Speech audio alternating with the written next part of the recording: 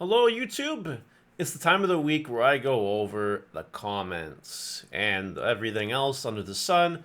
I like to interact with the community. I like to see what you guys are thinking. I get to pick up what you're throwing down and have a good time with it. If you guys want to appear in this video, leave a comment on a video or maybe even pick a Twitter post, as I did just now, or Facebook, and you never know. Maybe I will review, but 99% of the time, it's definitely just YouTube. But I do want to start with an interesting topic. And this topic, I might make a video about it. I haven't quite decided yet. I made a tweet saying, out of the North American events this past weekend, it's funny how people were complaining about Beelzemon.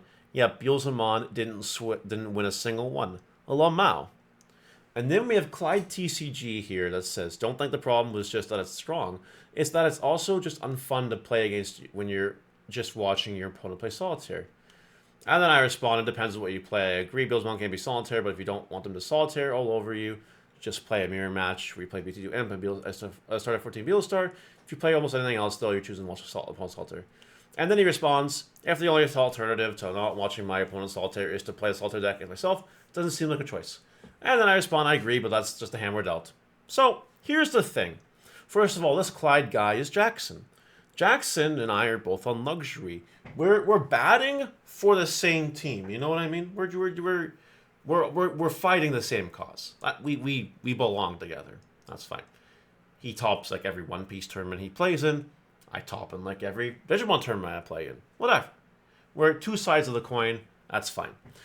People are allowed to have disagreements. Healthy conversation. It's okay. But it does bring up the greater thought. Is Digimon actually like a solitaire game? Well, if you look up the literal definition of solitaire, it is not. But it's the metaphorical definition we're going for here. You know, you're watching your opponent play a game. You can't do anything with it. Someone else, I think it was Joe Dobby that also typed on this thread. And they start talking about like Lilith Loop and stuff like that.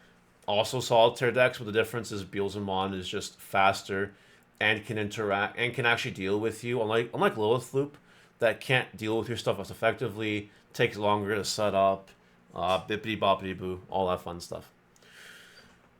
I think Digimon has solitaire parts to it.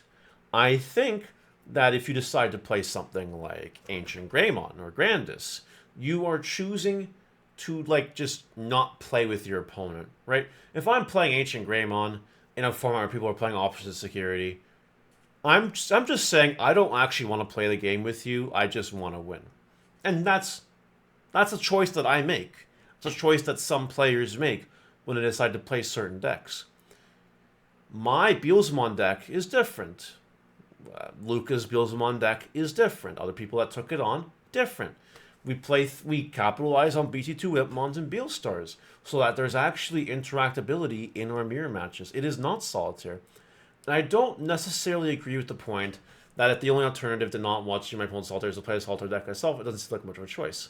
And like that's up for interpretation because that's subjective. It's your choice if you want to make that choice or not. You know what I mean? There's other decks you can play. Someone in my chat actually pointed out Examon. You could have played Examon in the regional format. Examon is a deck that it forces your opponent to not play solitaire. You're actually playing on their turn. And other cards like On My Activity Body and the Beelzemon text that I mentioned do that. You can also play things with like on deletion triggers. Or you can play security control where you have like tamers and things that activate on your opponent's turn does things. So like the point is, yes, it can be solitaire. It does not have to be. It's just your perspective, and that's literally as simple as that. Now, I might expand that on a further video. I don't know yet. Let me know. If you want to have a deep, really deep dive into the pond of solitaire, let me know. Maybe I'll make it happen. I love just talking to the camera, if you guys haven't figured that out yet. On to YouTube comments. Brock says that card games feel the collector and competitor in me. I would play more guitar, more martial arts, and reading. And another one here, Jacob Guy, my main favorite hobby is fishing, then I like TCGs. I made a video last week answering the question, what hobbies would I have if it wasn't for the card games? And like my response was, I'd rather hike, go on trips. And it's nice to know that people have plans, like outside TCGs. That's really cool. Refreshing. The Comic Sans says, speaking of blue, Mirage Gal exploded $25, more or less as expected. And a follow-up on that comment, Drunken Spartan, people love blue cards. I'm people, and I like blue cards. It's a primary color, and blue. It's true. I made a comment on the Market Watch about how the blue goblins were expensive for like no real reason. Some people thought it was because of the new reveals and all that and whatever. Okay, that's fine. But like blue cards, people like blue cards. Blue cards are typically expensive. They do tend to be kind of up there, and that's okay. That's actually kind of alright. Williav, can I punch my opponent if I finish the game with Marcus? You might get game lost or DQ'd if you do. I wouldn't recommend it personally. Alexis, I was actually theory crafting the Shine Grid list, and you actually made a video. Quick question. I was thinking yellow rice gray would be a better fit for the yellow base. Is there a reason you didn't like it? There is. The reason I don't like it is because you still need Rise Greymons from the original set. Not the original set, sorry, the latest set to trigger your Marcus stuff. You have to do that. It's the best Rise Grey for the job.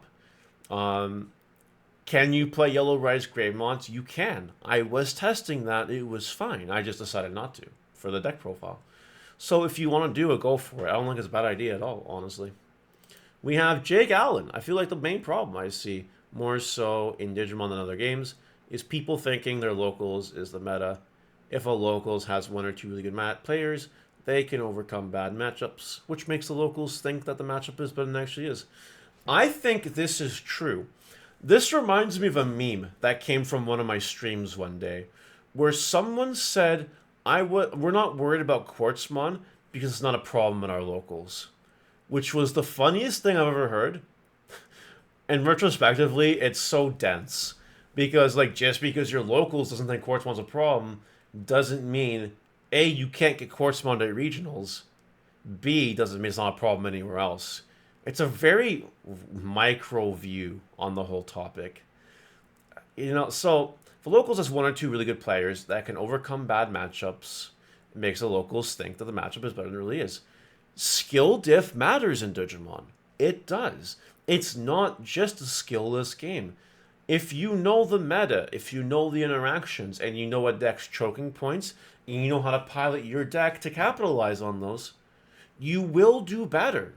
That's just how it is. There's no other commentary for me to add to that, to be honest.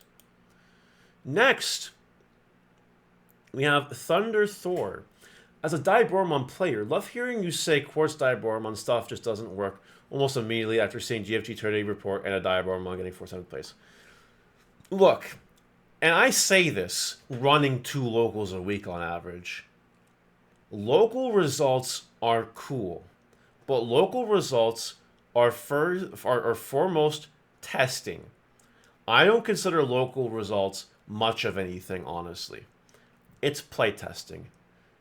If this came something out of regional, I would take back everything I said. I would walk it back shamefully for being such an idiot and defying it in the first place. I don't care about locals. I'm just being real. You show me a regional top, and then we have a different conversation. Next, we have here, love your videos, Mario. Well, this is very wholesome. Thank you. I forgot I included that one.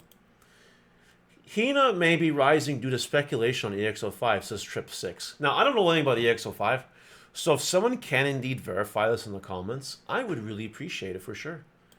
We have Shelby Ramen saying, I agree with everything you just said about said Bud. Deathslinger is a very good card, but isn't ban-worthy.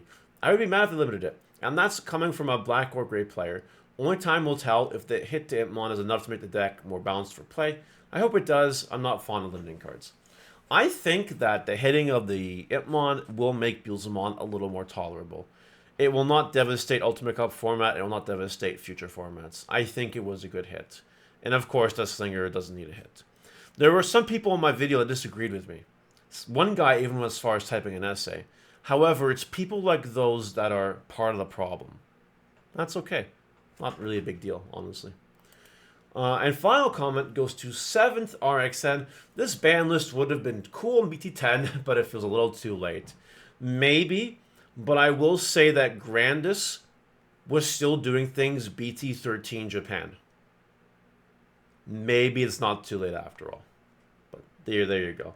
That's it for the comments. That's all I got for this week. You guys, let me know what you think about the comments. Don't forget to enter one in if you want to get in the video. If it's really cool, you might just make it. Anyway, see you later. Bye.